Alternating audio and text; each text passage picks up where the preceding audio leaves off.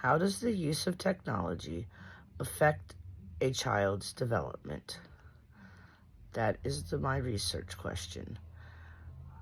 I really wanted to research this topic because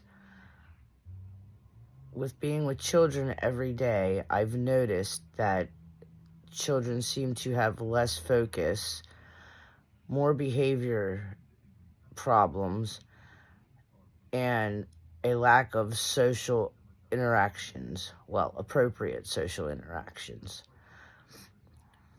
I thought this was due to COVID and being closed down for so long and having all the restrictions, which it could possibly be associated with because children spent a lot of time using technology while they were home for all of that time. So after researching my question, I was able to find some positive effects of using technology, but I found a tremendous amount of negative effects that come along with the constant use of technology. So let's talk about the positive ones first. So with children using technology, it helps them to learn, but only if it's an educational app or they're doing schoolwork. In my other class, which is a technology class, we learned about Triple E framework, and that is a guide for teachers to use to make sure that the technology that they're providing for the children meets all these guidelines to make sure that it's beneficial. Another positive is if they plan to maybe have a future career in the technology area, such as IT or something like that, it gives them the skills that they'll need for when they decide to do that.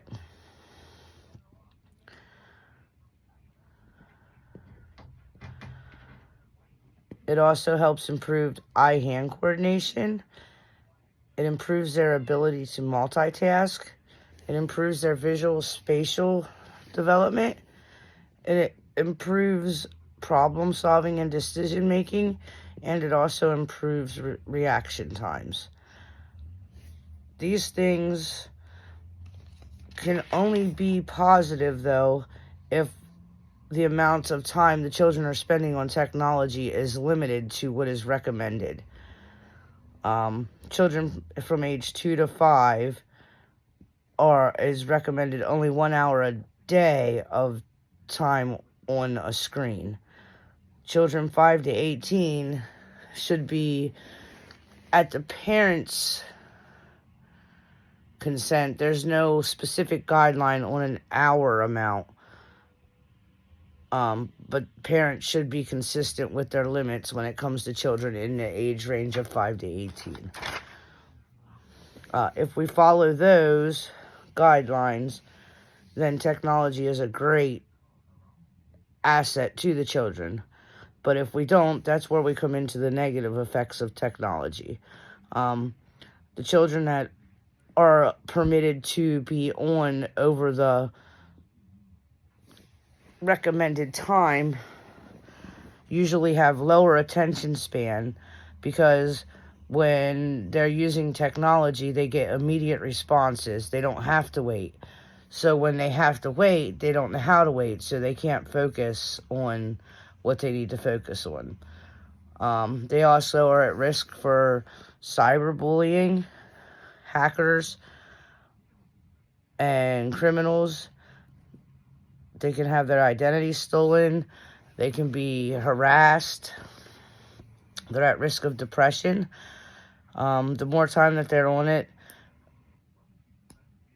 over the recommended time has shown that suicide rates have increased, and there has also been a need for more mental health interventions with children that are utilizing technology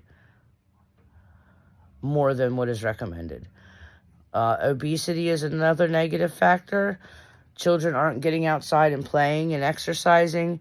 They're just sitting or laying and watching their screens.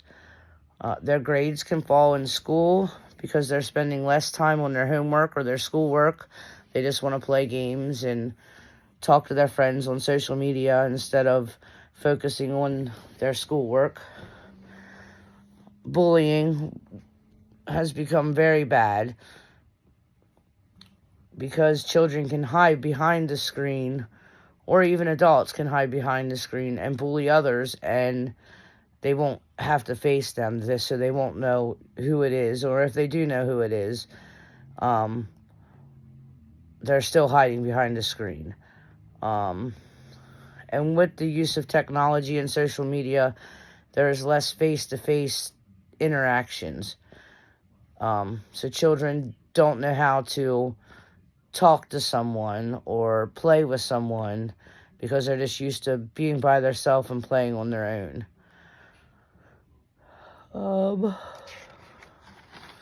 It also causes lower self-esteem. Overuse of technology really affects many different areas of development. It affects language development, cognitive development, physical development. So, what can we as parents do to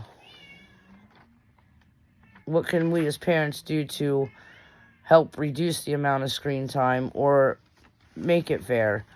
It is recommended that children under 2 don't use screens. We can play along with the child so that there's face-to-face interactions.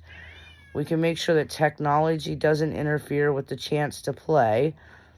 We can set appropriate boundaries such as time limits, or we can model appropriate use of a smartphone. We can install cybersecurity software.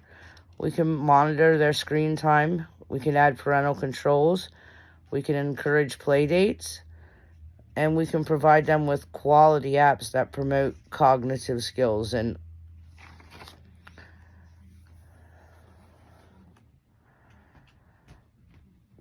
technology can positively benefit children, but too much exposure or overexposure can have harmful consequences. Like I said at the beginning, I see this every day with the children that I care for at my daycare center. They are unable to sit, they're unable to wait, they're always on the go, they are having lots of behavior problems because they don't know how to interact with their peers appropriately.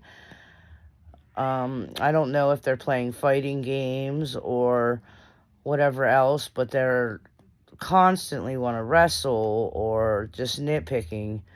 I've just seen a really big increase in the negative social interactions since COVID hit and we had to shut down. We try to discourage those behaviors. We model and talk to them, and we don't allow technology usage at our facility other than a movie every now and then, or if it's raining outside and we can't go outside, we'll dance to the music on the TV. But that's about all we allow. We're trying to help get the children where they need to be without adding more screen time to their daily schedule. Thank you.